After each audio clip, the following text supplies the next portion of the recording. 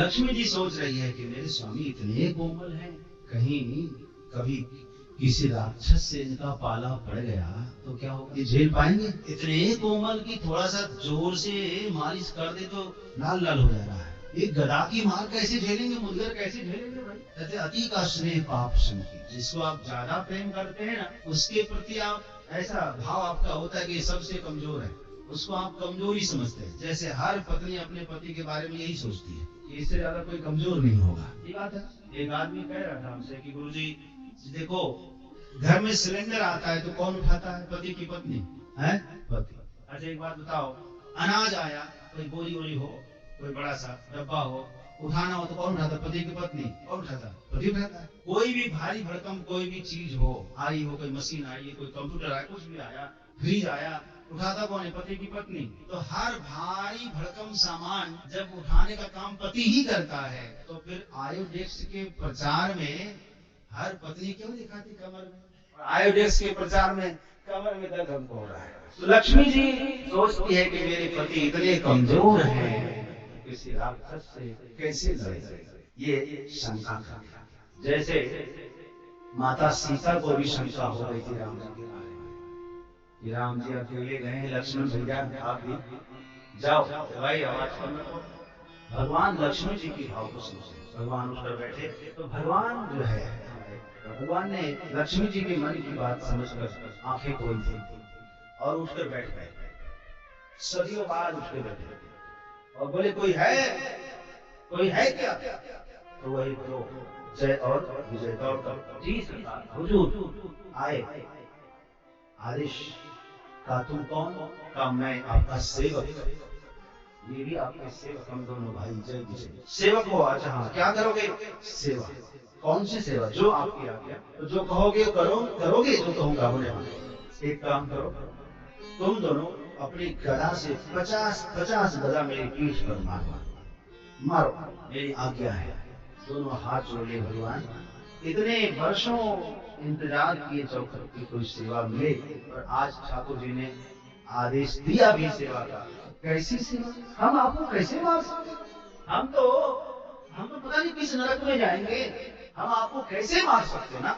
भगवान ने कहा नहीं मारोगे? बोले ना, तो जाओ तो बैठो।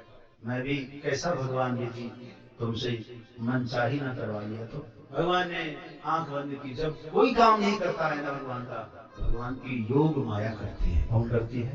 दैवी हेषा गुणमयी मम माया दुरत्यया।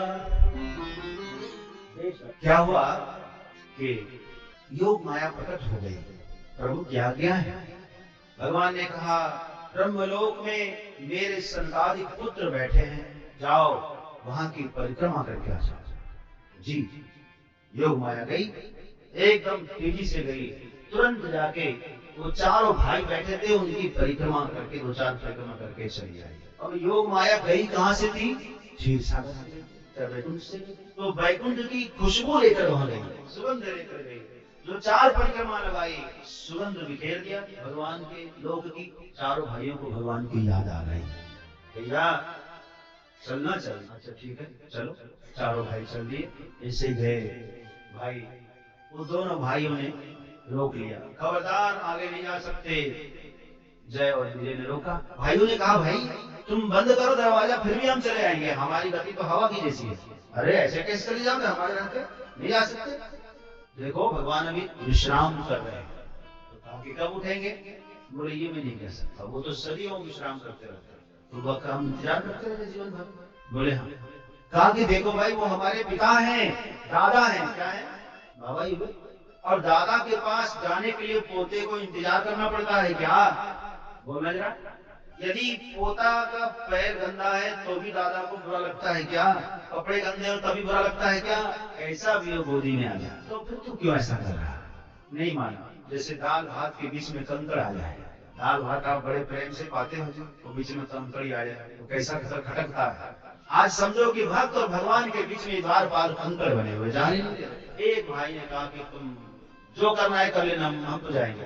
कभी कभी होता है मंदिरों में, जैसे पैर बिठाया, एक पेड़ चास फलयता डंडे से प्रहार कर दिया उसके ऊपर।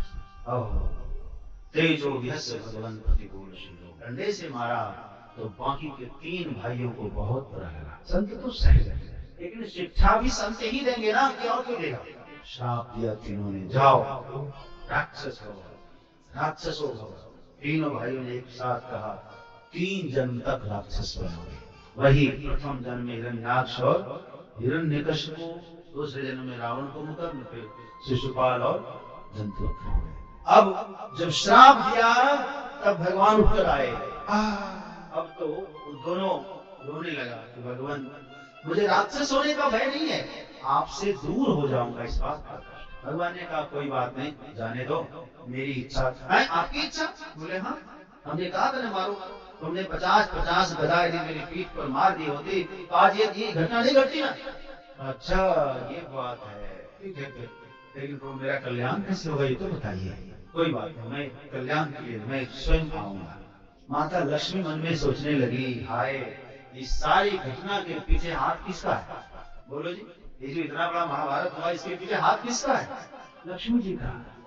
लक्ष्मी जी ने सोचा ये सब मेरी वजह से हुआ है, एक बार आपके कल्याण के लिए मैं भी आऊंगी। सनकादि भी पछता रहे थे, हाय मैंने क्या श्राप दे दिया, चलो एक बार मैं भी आपके उद्धार के लिए आऊंगा। तो जब ये, और भगवान 2 बार आए, जब ये हिरण्याक्ष बने तो भगवान वाराह बन करके आए स्वयं। जब ये हिरण्यकशिपु के रूप में आए तो हिरण्यकशिपु के लिए भगवान ये सनकादिक ही भाई को मारा था, वही भाई प्रहलाद बन करके उसके घर में आए और उसकी रक्षा करने के लिए भगवान नृसिंह बनकर आए। बोले नृसिंह भगवान की जय।